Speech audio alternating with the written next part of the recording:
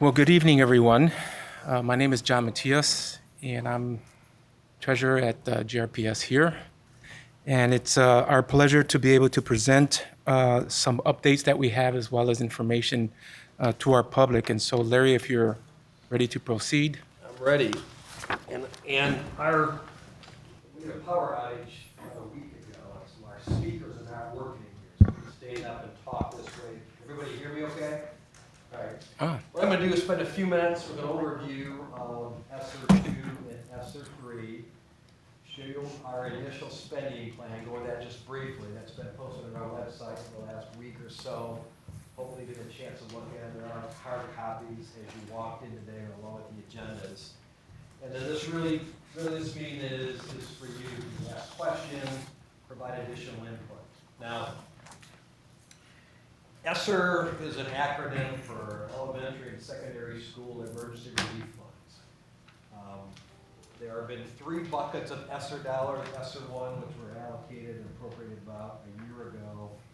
ESSER 2 came about. Excuse me, Larry. I'm sorry to interrupt. I just want to make sure that our interpreters can hear if they're trying to. Right, guys? Interpreters who can hear? Yeah. They can. Okay, great. Excellent. I just want to make sure. And ESSER 2. For recording purposes, though, if you can use the mic. Oh, that's See on the other side of the table. the same thing. Thank you.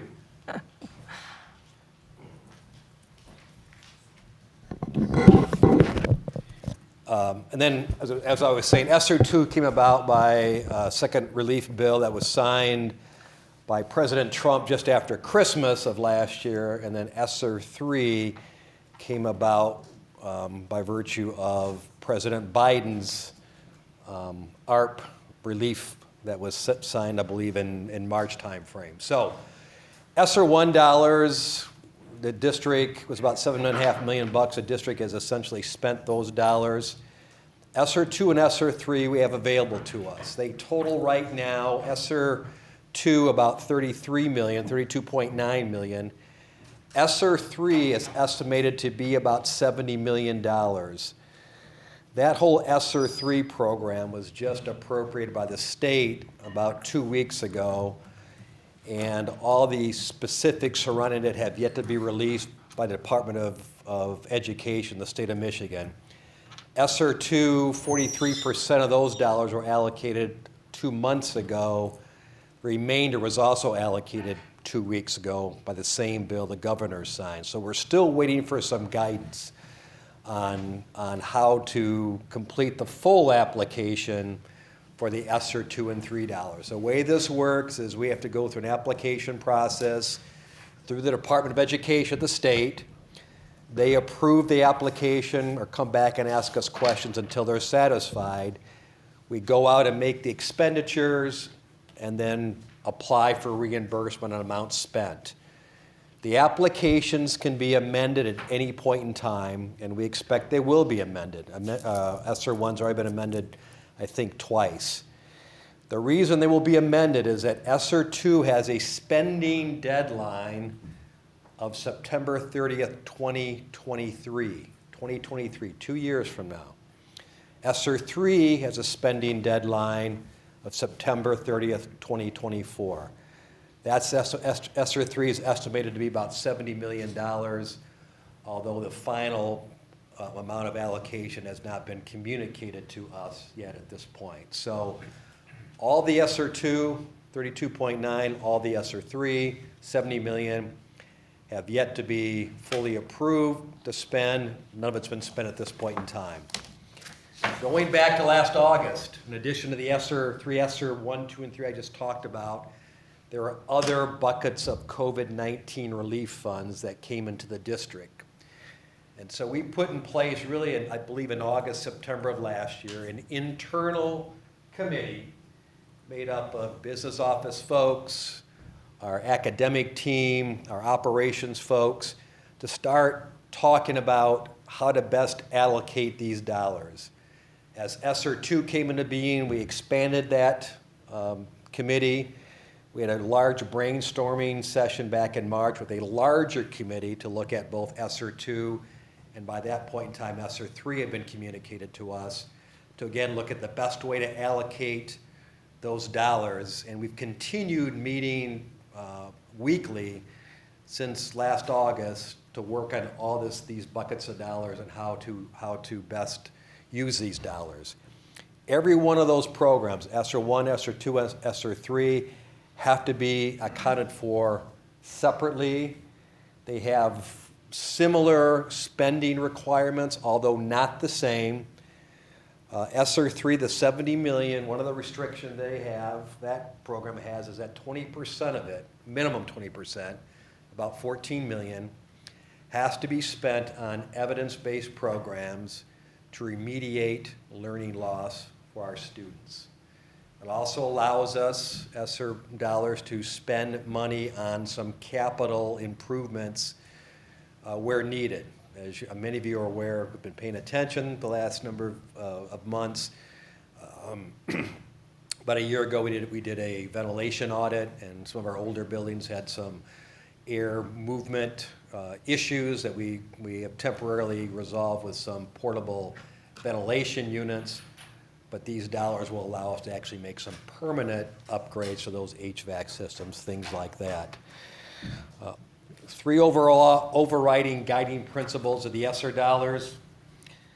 First being the funds need to be used to prevent, prepare for, or respond to the COVID-19 pandemic, including, this is very important, the impact on social, emotional, mental health, and academic needs of the students. Secondly, the use of the funds fall under one of the authorized uses. There are 20 authorized uses for the ESSER dollars. And finally, there are certain restrictions and requirements surrounding all federal funds, and those requirements, restrictions, provisions apply to the ESSER dollars too.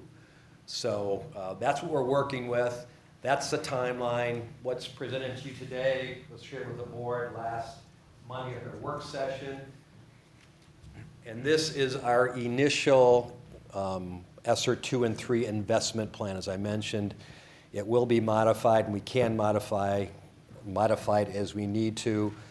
But certainly over the 3.5-year time frame we have to spend these dollars, things are going to change.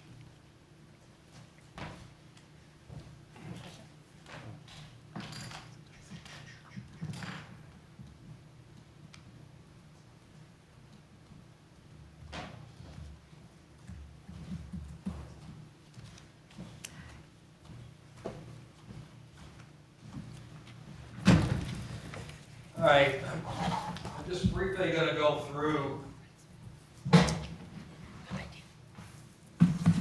what the committees, and the committee, as I mentioned, was made up of a lot of folks in the district through a lot of different areas. Our focus certainly was on the academic needs of our students. And so the first section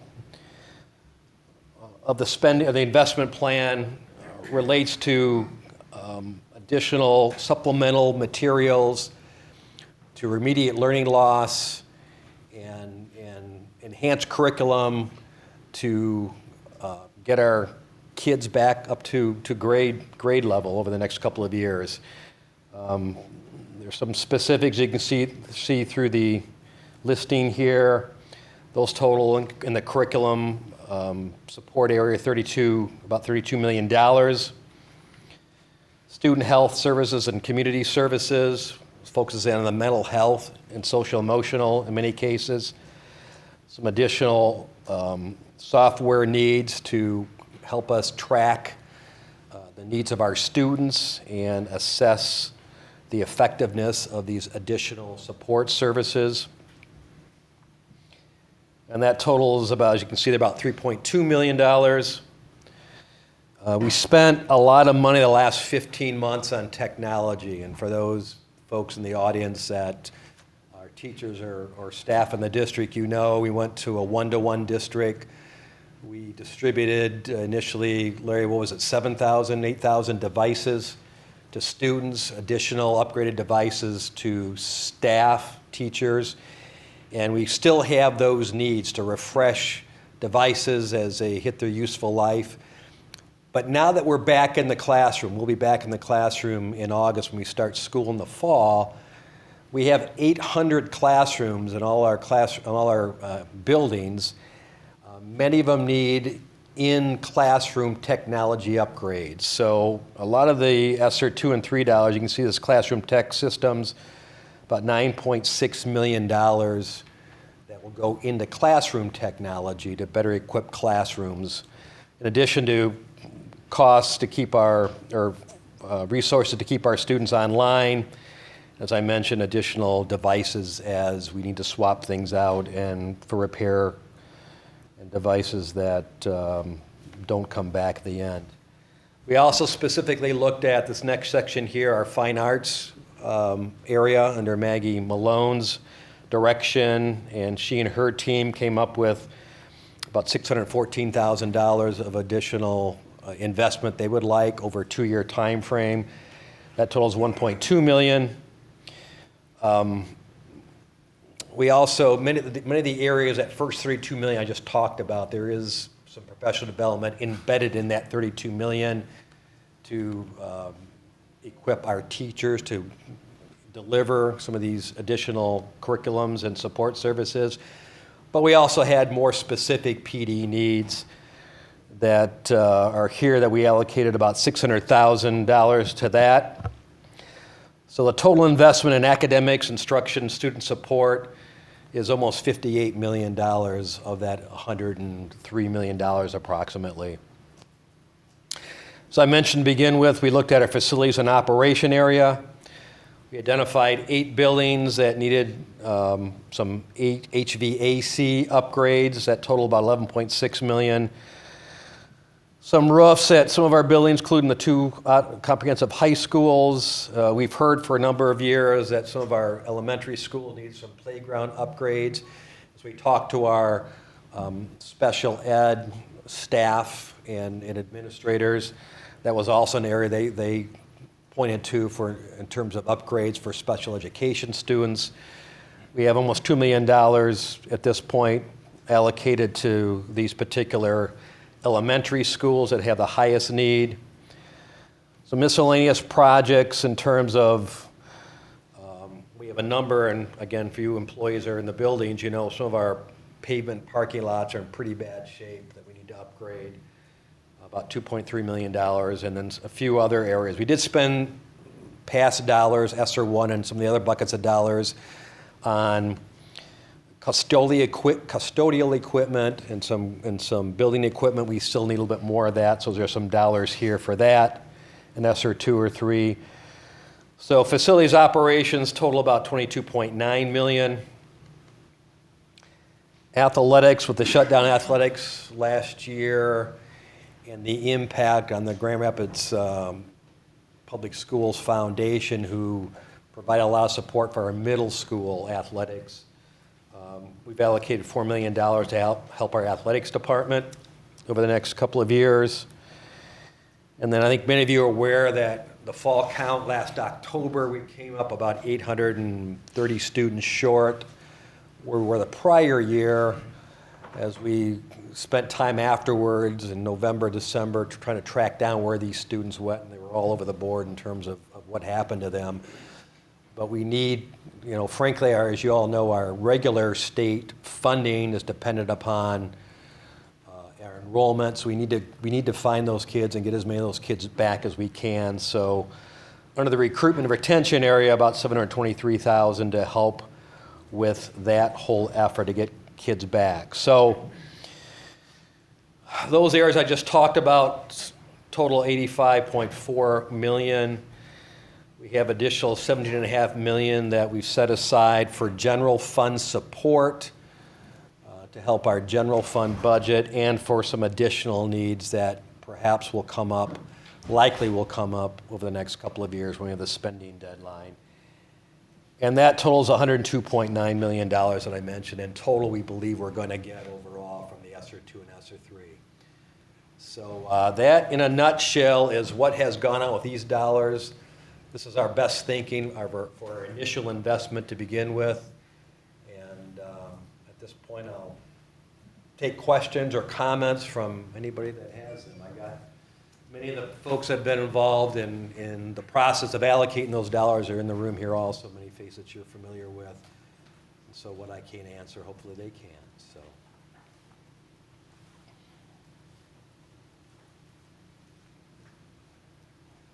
Is there a, I have a question. Is Yeah. there a stated outcome plan for what we'll be able to achieve with the thousand budget? Is there a, Stated plan for the outcomes that can be achieved with this budget? in terms of the academic issues? Yeah, as you through the academic issues in terms of where the problems are that it's addressing, like what are the gaps in learning right now, or still learning loss? Yeah, and Ron, oh, Ron, yeah. I can take Part a of shot this at- process is, and, Hey, Larry, she can take that. Our superintendent. oh, thank you. So yes, there should always be outcomes when you're attaching to, money and goals. And around achievement of students, of course, improving not only just our graduation rates, but also our student achievement rates. We saw learning loss as we looked at our assessment data from 2019 through 2021, because we didn't do the state standardized assessments last spring 2020. And so we want to make sure that we are addressing those needs. In addition to that, and this is kind of that that softer measure that's a little bit harder to measure, the feel that students feel around, safety and security and wellness and things of that nature, making sure we have resources and support, that students feel welcome in their school environments, that they feel cared for, and that we have structures systematically across our organization so that there's a good feel. We, this past spring, late winter spring, did a survey of students within our secondary buildings as well as across the county to talk about kind of how they've experienced the last year. And there was a lot of things around depression and isolation and things like that. So when I say it's harder to measure unless students self-report, but we want to make sure that as we're hearing some of those things that we do have at least that baseline data, and then we can come back and say, now that we've added some of these other items around more after-school learning, more extended day learning, more support programs within schools, how do students feel about their experience? And so that's kind of a softer thing. And again, it's by measurement. And then we can look at more traditional quantitative data around how do students perform at the end of each marking period? Where are their pass-fail rates? Where are students achieving on their grade level measurements as well? Did I answer kind of? Okay. Let me just also add, one of the expenditures in here was additional modules to be added to our Synergy student information systems to help us better assess those outcomes and have the data to analyze and see where things are working and where things are not. So, yes, sir. How were the HVAC sites chosen? Well, as I mentioned, we went through two things that happened. A year and a half ago, we went through a complete building assessment of all our buildings on our campus, all the major systems. So we had that information in terms of HVAC systems in all our buildings. And then, again, about a year ago, we brought in other consultants specifically to look at the HVAC and air movement systems. And as a result of both of those studies, these were the 8 buildings that frankly had very little. They were older buildings that just did not have adequate air movement the way they were set up now. So that's how they were chosen. Mr. Larry Johnson runs that whole building facility area, and it's all his folks working with outside consultants. Larry, can you just scroll to where it states the HVAC and the 8 schools, just so that the public can see that, please? Thank you. Those are the eight buildings there that have the highest need at this point in time. Yes, ma'am. The Fountain Building. Pardon me? The Fountain Building. Yes. That was built in 1911. Yes. That's on the books for 2023. Can that be moved closer with this money? part of that, actually, that's being addressed in a bond program that's going on. We're planning for that right now. That'll have upgrade, yeah. What if the bond doesn't pass? No, this is the bond that passed it a number of years ago, yeah.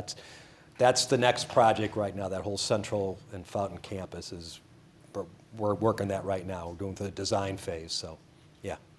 Related to that, with the fountain and central upgrades, does that include things like secure entrance? And I know that it's a three-story building, but there's no ramps or elevators, so it's not accessible to people with disabilities. Is that? No, not at this point, not at this time, no.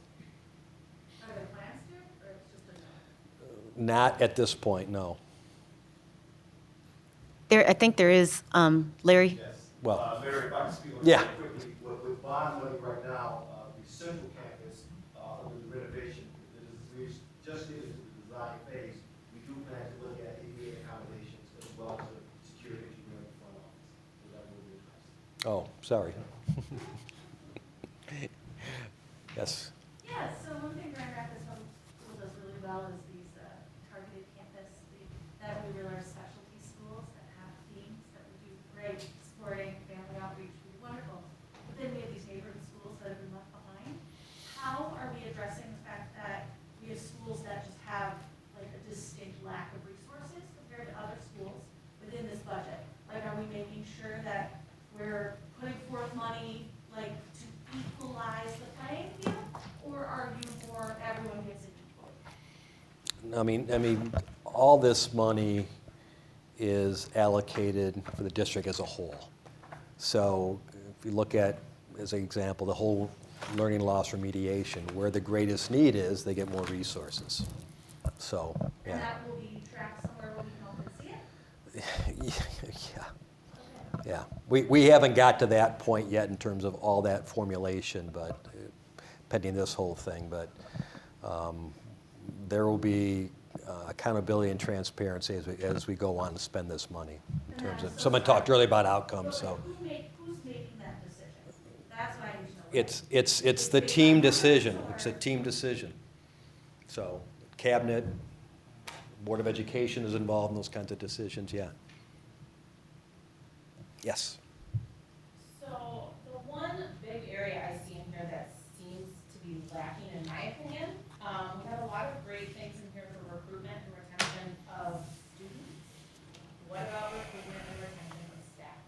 Because right now we have, there are multiple buildings that don't have principals right now. We have teachers dropping left and right. And a lot of it, we don't have enough custodians, and a lot of this was amplified over the last year due to COVID.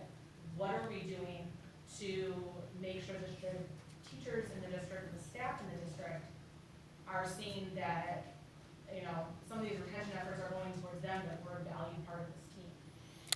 Well, again, the focus of these dollars, by virtue of what we're required to use it on, is student focus. So there's nothing specific in here, as I've talked about, as it relates to staff.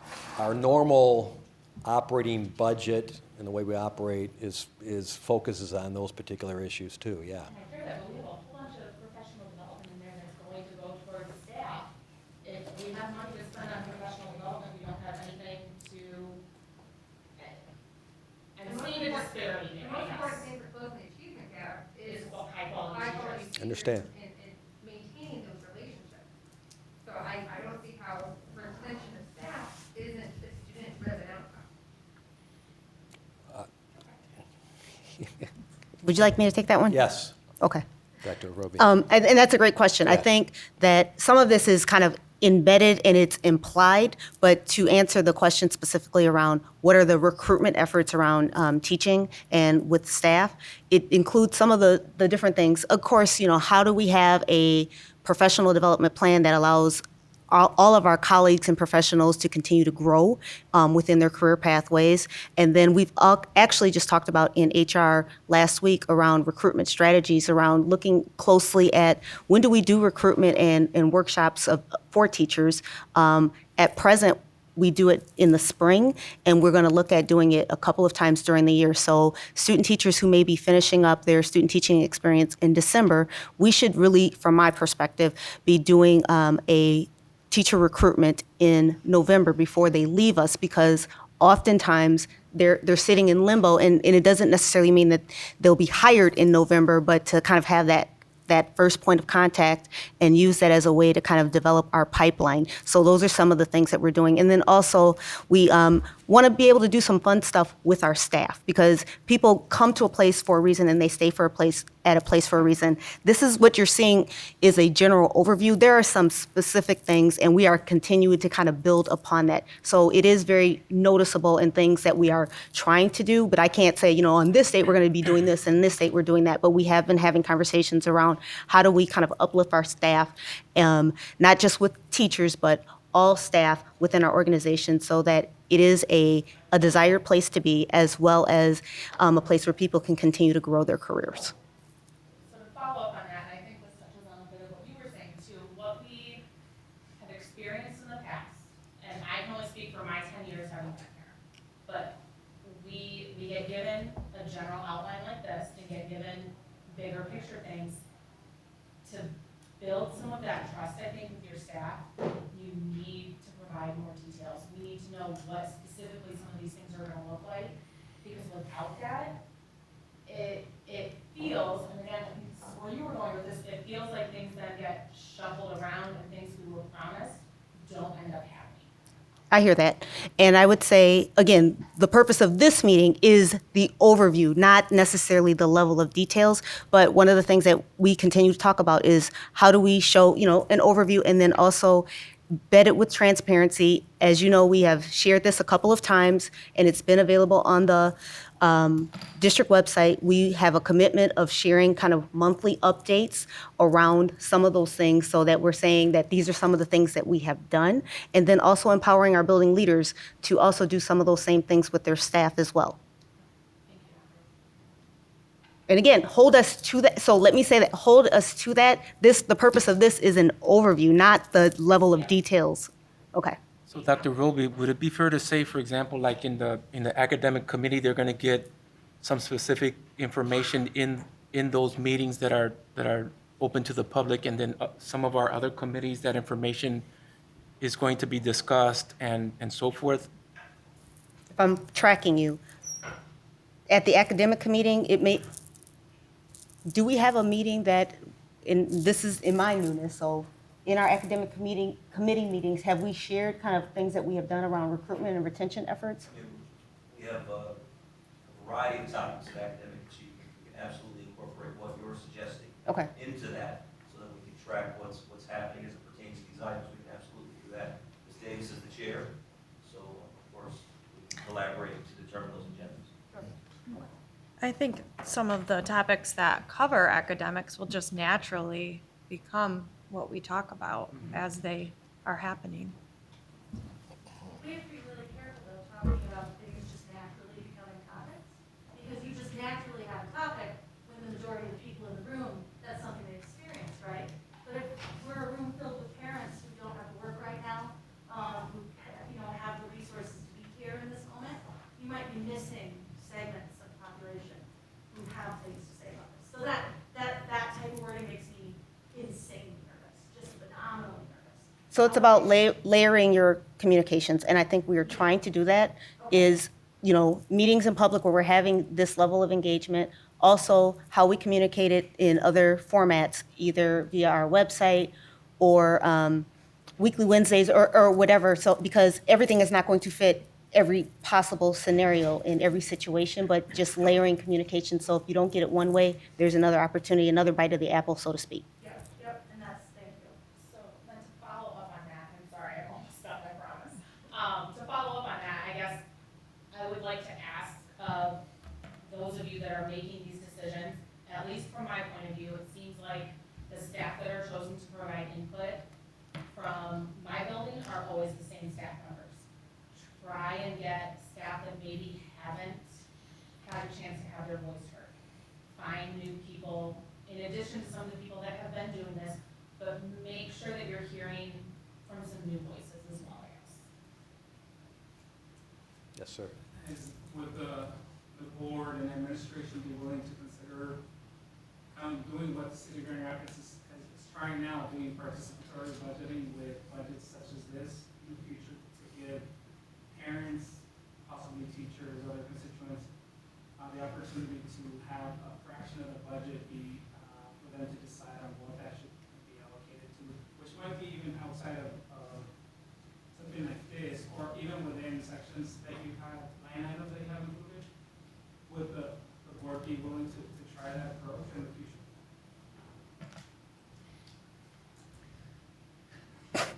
Are you looking to me? I can answer that. Yeah, I think so. I mean, so much of what I'm hearing from all of you is also perfect timing for our strategic planning process. And I'm taking a lot of notes about the kinds of things that, if they don't get captured in this ESSER funding, that we need to focus on. It's the perfect timing for us to be hearing from you around these things too. So I think that's really interesting. I hadn't heard that about the city of Grand Rapids. So I think we're very open to something like that.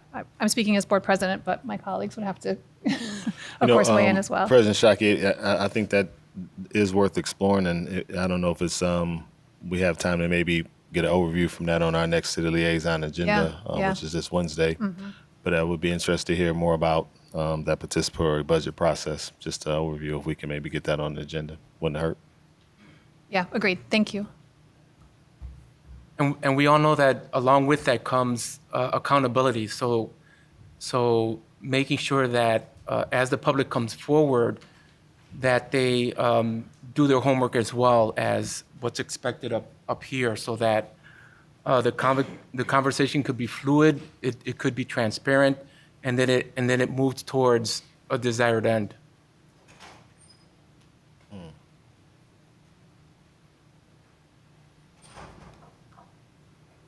Other comments, questions?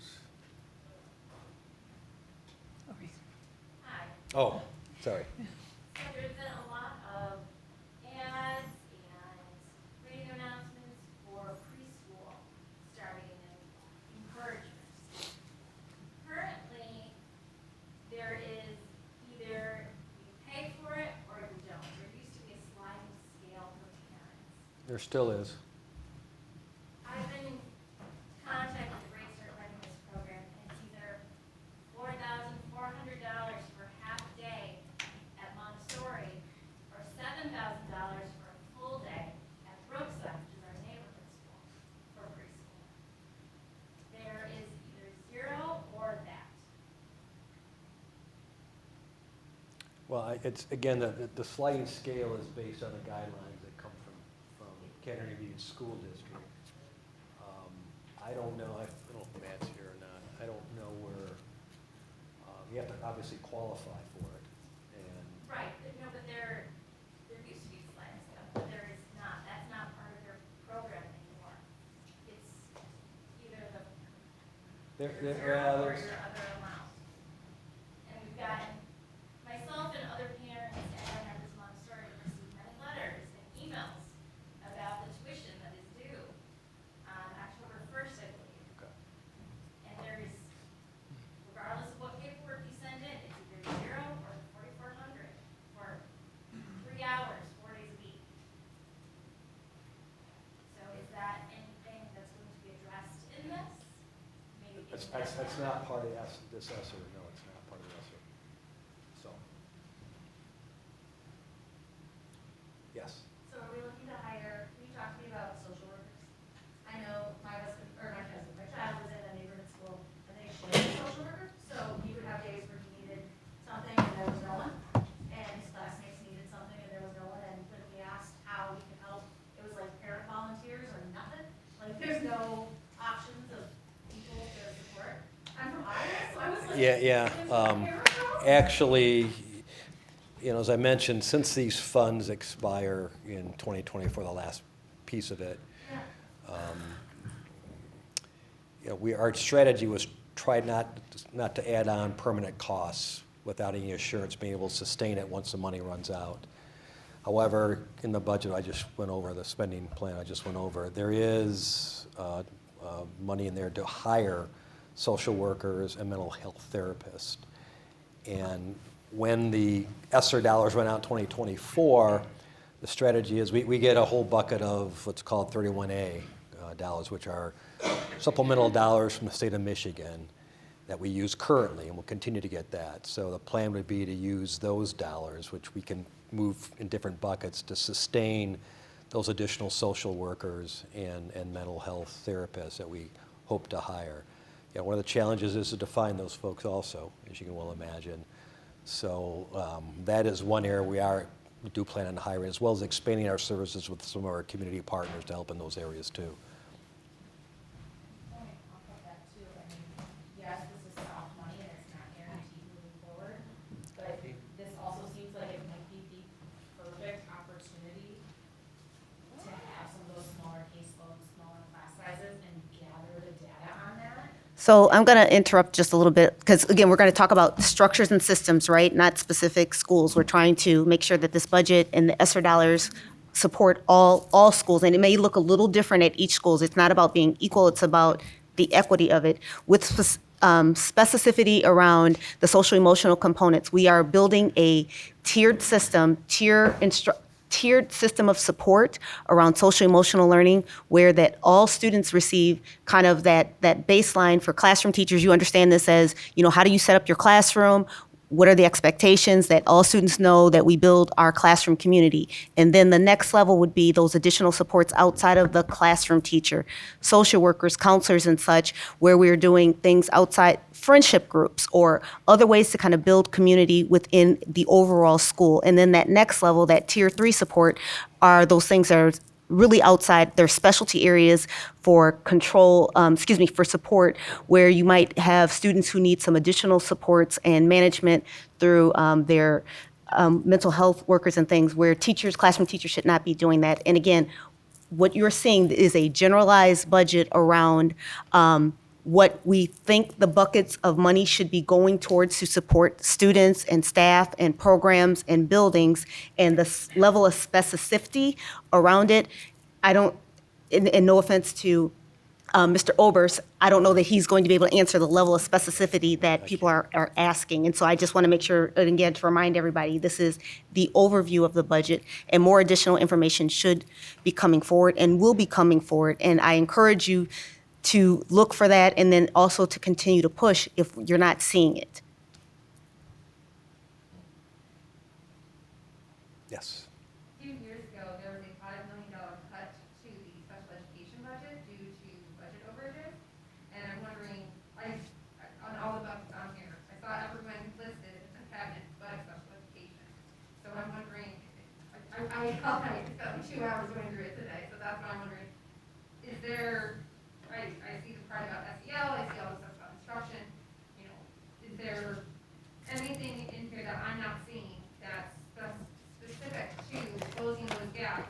So special education, to answer your question, was not specifically identified in this budget, but they were included in the conversations, and actually the special education team, including our new executive director of special education, and then some of the supervisors and such, were a part of that and were embedded in all of these other kind of subgroups, classroom, social emotional, and things like that. So it's not specifically called out as special education, but it is very much embedded in that. And again, it's around equity, to make sure that we have kind of thought about who are our exceptional students, our exceptionalities, special education students, our gifted and talented students, our English language learner students, our newcomers, as well as our general education students as well. So again, this is the overview.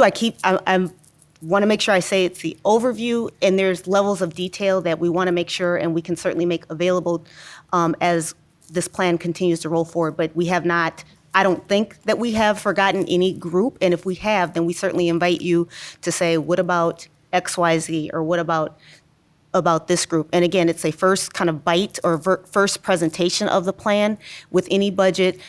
What we know today on July 19th, it may change 60 days from now, and so we will amend as appropriate as well. I think there was another hand. Yeah. Pardon me?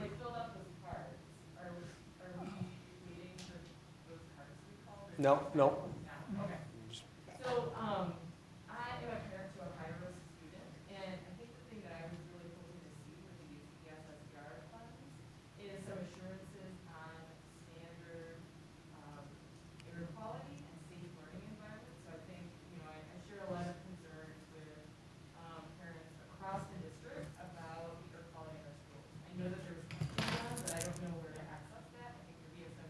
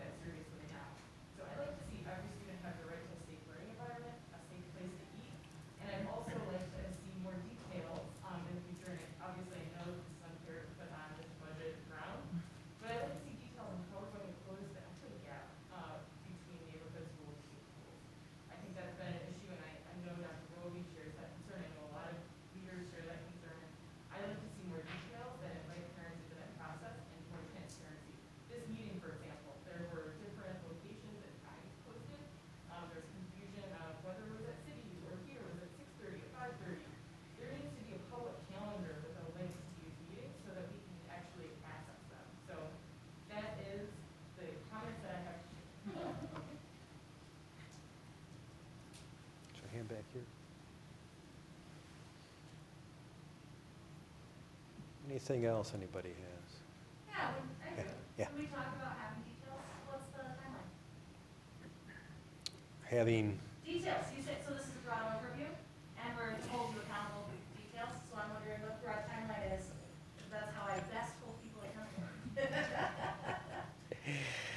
well, Part of the process is yeah.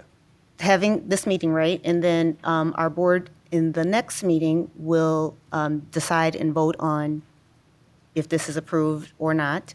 And then from there, then we will go back to work and then start to flesh out timelines for certain items and then present it again. Because remember, once a month, we are committing to kind of doing some updates related to this. And so if you're looking for the timeline or the details, you would expect to see it at the next monthly board meeting, which would be in, I don't know the exact date, but First Monday in August, whatever that is. 16? it probably would be the 16th, the 16th. That would give us 4 weeks to kind of flesh out some of the level of details. As I mentioned earlier, we're also still waiting on guidance from MDE. And that guidance may or may not change some of these assumptions we're working with significantly. So that's part of it too. I want to make sure that the information, when we get to that level of detail you're asking about, is in fact consistent with what MDE expects. And I can't tell you when that's going to happen. They've been overwhelmed with trying to administer all these programs in addition to the regular stuff they do on a day-to-day basis. So So is it kind of a hurry up and wait? yeah, it's been that way. And then, like, is this to be implemented by this school year, or is this coming for next school year? Well, no, this, I mean, there's some things, obviously, there's stuff we have to get going, and we're making some spending decisions with, in particular areas that we think we have very low risk of it not being allowable, because in order to get some of these resources in place for the start of school in 6 weeks, and I think many of you are aware of some of the supply chain issues that still are out there. Technology, some of the technology is still 2, 3, 4 months behind, in terms of wait times, and even the new supplemental curriculums that we're going to use, same type of thing. So we're making some of those spending decisions. Some of the capital improvements, there's a longer timeline, get the design work done, get the bids out. We still have to go through our normal bid process. So those kinds of things that where time is of the essence, we're making some decisions to move forward without having formal approval yet. That's just what we got to do. Yeah. So.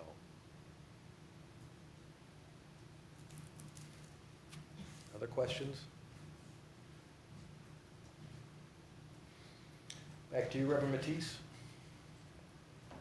Wow, we really appreciate a lot of the questions that were asked by our public, and a great desire to know details, and we hope that will be the case. I wrote myself a note just wanting to see timelines of implementation of budget items. So however that might look, whether it's through a website or other information, in terms of trying to be as transparent as possible on budgetary items. I think right now, we have to pass it through this board first, which is in our next meeting.